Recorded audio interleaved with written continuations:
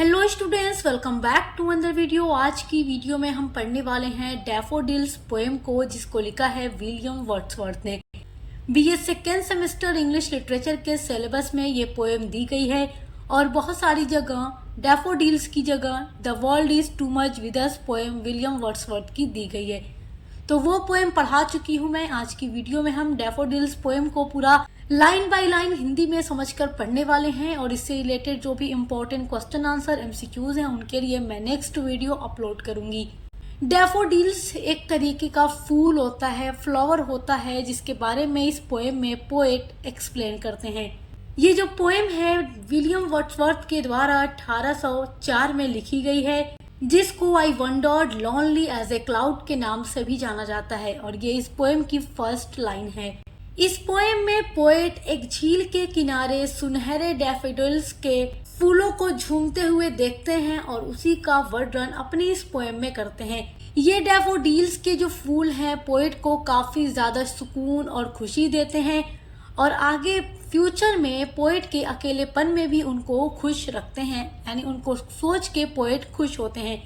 तो चलिए इसको पढ़ना शुरू करते हैं। I wandered lonely as a cloud. I wandered lonely मतलब अकेला, एज ए क्लाउड यानी बादलों की तरह। क्लाउड मतलब बादल।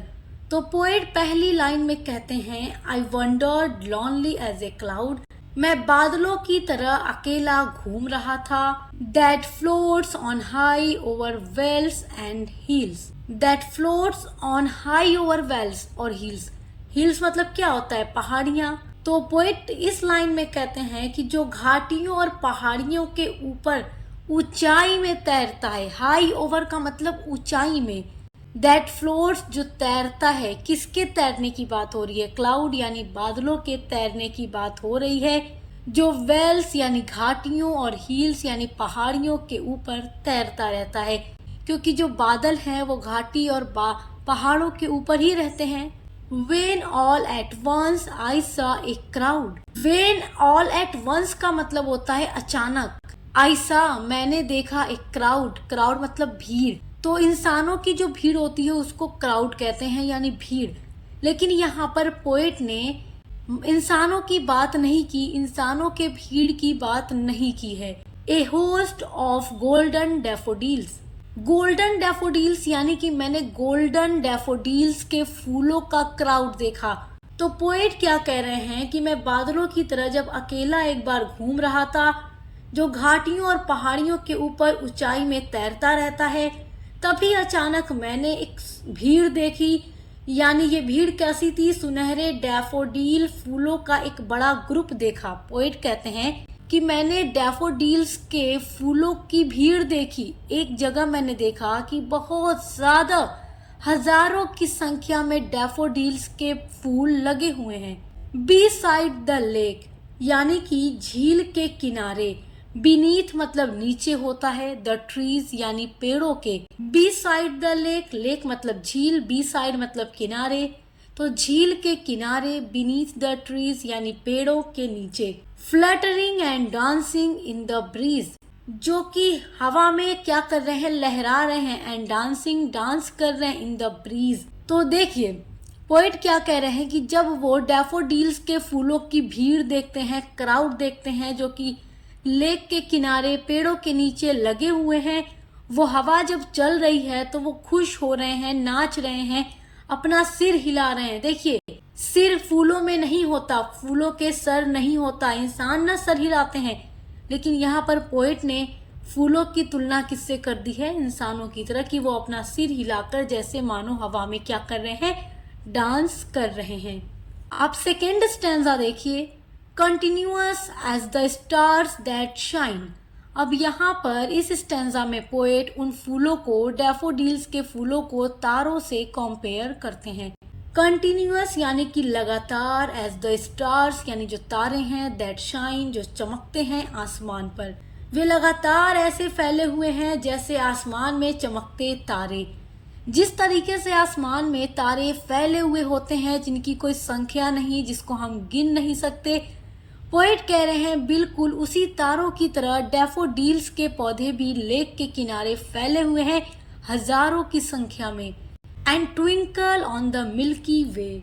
मिल्की वे मतलब जो आकाश गंगा है। तो पोएट कह रहे हैं और जैसे आकाश गंगा में मिल्की वे में तारे टिमटिमाते रहते हैं, ट्विंकल यानी टिमटिमाते रहते हैं, चमकते रहते हैं, बिल्कुल उसी तरीके से ये डैफोडिल्स के फूल भी चमक रहे हैं। They stretched in never ending line. अब आगे पोएट उन फूलों के बारे में क्या बता रहे हैं। दे मतलब वे किसकी बात हो रही है, उन फूलों की बात हो रही है, डैफोडिल्स के फ्लावर की बात हो रही है। स्ट्रेच्ड मतलब फैले हुए हैं, इन नेवर जो कभी नहीं, नेवर मतलब कभी नहीं, एंडिंग जो खत्म हो, लाइन। तो जैसे फूलों की लाइन इतनी ज्यादा है जो कभी भी खत्म होने वाली नहीं है, वो इस तरीके से फैले हुए हैं कि उनकी लाइन कभी भी खत्म नहीं होगी। Along the margin of a bay, यानी कि झील के किनारे किनारे ये इस तरीके से फैले हुए हैं कि इनकी जो लाइन है कभी खत्म नहीं होने वाली है। 10,000 saw I at a glance, एक नजर में यहाँ पर मैंने 10,000 फूल देखे। अब बताइए, एक नजर में कोई भी 10,000 फ्लावर नहीं देख सकता एक नजर में। तो यहाँ पर पोएट अलग अलग फिगर ऑफ स्पीच का यूज कर रहे हैं। मैं नेक्स्ट वीडियो में पूरी उसके बारे में भी वीडियो बना दूंगी ताकि आपको सब समझ में आ जाए कि कौन कौन सा फिगर ऑफ स्पीच पोएट ने अपने अलग अलग स्टैंजा में यूज किया है। हम यहाँ पर केवल अभी पोएम को समझ रहे हैं कि ये पोएम क्या है, इसमें पोएट ने क्या बताया है। तो इस लाइन में पोएट कहते हैं कि मैंने एक नजर में ही 10,000 डैफोडिल्स के फ्लावर देख लिए। Tossing their heads and sprightly dance, जो खुशी से अपने सिर हिलाते हुए नाच रहे हैं। तो पोएट फिर से यहाँ पर कह रहे हैं कि जो मैंने एक नजर में 10,000 फूल देखे, वो खुशी से हवा में लहराते हुए क्या कर रहे हैं, अपना हेड्स, अपने सर को हिलाकर डांस कर रहे हैं, नाच रहे हैं। और ये सारी चीजें पोएट को देखकर काफी अच्छा लग रहा है। आइए अब थर्ड स्टैंजा पढ़ते हैं इस पोएम का। The waves beside them danced but they, the waves. तो अब देखिए वेव्स मतलब क्या होता है, लहरें होता है। beside them dance, तो अब यहाँ पर पोएट कह रहे हैं उनके पास, यानी कि आप जानते हैं वहां पे झील थी, तो उसकी जो वेव्स थी, जो लहरें थी, वो भी डांस कर रही थी। द वेव्स वो लहरें, beside जो किनारे थी, them डांस्ड वो भी डांस कर रही थी। बट दे लेकिन out did the sparkling waves in Glee, कि जो फूल अपने सिर हिलाकर डांस कर रहे थे, खुशी से झूम रहे थे, तो उनके साइड में जो झील थी उसकी लहरें भी खुशी से डांस तो कर रही थी, लेकिन उनकी जो खुशी थी उन फूलों से ज्यादा नहीं थी, क्योंकि डैफोडिल्स के पौधे इतने ज्यादा खुश थे कि वो खुशी से झूम कर डांस कर रहे थे, यानी लहरें उनसे कम खुश थीं। A poet could not but be gay, कोई भी कवि इतना सुंदर दृश्य देखकर खुश हुए बिना नहीं रह सकता। इन सच ए जॉक्ड कंपनी, इतनी खुशमिजाज संगति में, यानी पोएट कह रहे हैं कि जो मैं डैफोडिल्स के फ्लावर को देख रहा हूँ और मैंने देखकर जो खुशी महसूस की, तो कोई भी पोएट होगा तो जब उन फूलों को देखेगा तो वो भी उतना ही ज्यादा खुश होगा, क्योंकि इनकी जो कंपनी है, इन फूलों की जो कंपनी है, इनका जो साथ है, वो काफी खुशी देने वाला है। I gazed and gazed but little thought, मैं उन्हें लगातार देखता रहा लेकिन तब ज्यादा नहीं सोचा। यानी कि आई गेज्ड एंड गेज्ड, मैं मतलब उनको लगातार देखता रहा। पोएट कह रहे हैं मैं उन फूलों को लगातार देखता रहा, बट लेकिन लिटिल यानी थोड़ा सा थॉट, सोच सका। What wealth the show to me had brought, कि यह दृश्य मुझे कितनी बड़ी खुशी दे रहा है। यानी कि जब पोएट उन फूलों को देख रहे थे तब वो इस चीज को नहीं सोच पाए कि वो फूल देखकर उन्हें कितनी खुशी हो रही है, जो उनको बाद में होती है। बाद में जब उन फूलों को वो सोचते हैं तो ज्यादा खुश होते हैं। कभी कभी हमारे साथ भी ऐसा होता है, कोई भी ऐसी चीज जो हम देखते हैं तो हम खुश होते हैं, मगर बाद में हमें एहसास होता है कि अब हम और भी ज्यादा खुश हो रहे हैं उन चीजों को सोचकर, जब देखा था तो उतना शायद नहीं हुए थे। तो ऐसे ही यहाँ पर फूलों को देखकर पोएट भी कह रहे हैं उस टाइम शायद मैंने इतना नहीं सोचा जब मैं उसको देख रहा था, तो मतलब जितना बाद में उनको खुशी हो रही थी।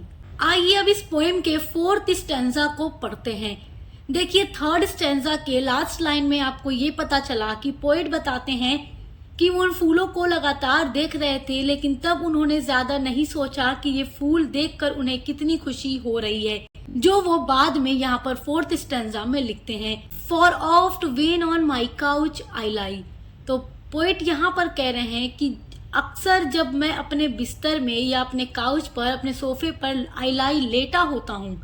तो पोएट यहाँ कह रहे हैं कि जब मैं अक्सर अपने बिस्तर पर लेटा होता हूँ या बैठा होता हूँ, इन वैकेंट और इन पेंसिव मूड, या तो खाली मन से या सोच में डूबा हुआ होता हूँ, दे फ्लैश अपॉन दैट इनवर्ड आई, तब ये फूल मेरी आंखों में अचानक आ जाते हैं, which is the bliss of solitude, जो अकेलेपन में मुझे काफी ज्यादा ब्लीस यानी खुशी देते हैं, and then my heart with pleasure fills. और यहाँ पर पोएट कह रहे हैं कि जब उनकी आंखों में फूलों का वो दृश्य आ जाता है और वो अकेलेपन में भी खुश हो जाते हैं, वो फूल उनके अकेलेपन में भी उनको खुशी देते हैं। तो पोएट लिखते हैं आगे, एंड देन और तब माई हार्ट, जो मेरा दिल है, विद प्लीजर भर जाता है, फील्स यानी पूरा भर जाता है खुशी से, और तब मेरा दिल खुशी से भर जाता है, and dance with the daffodils, और मेरा मन उन डैफोडिल फूलों के साथ नाचने लगता है।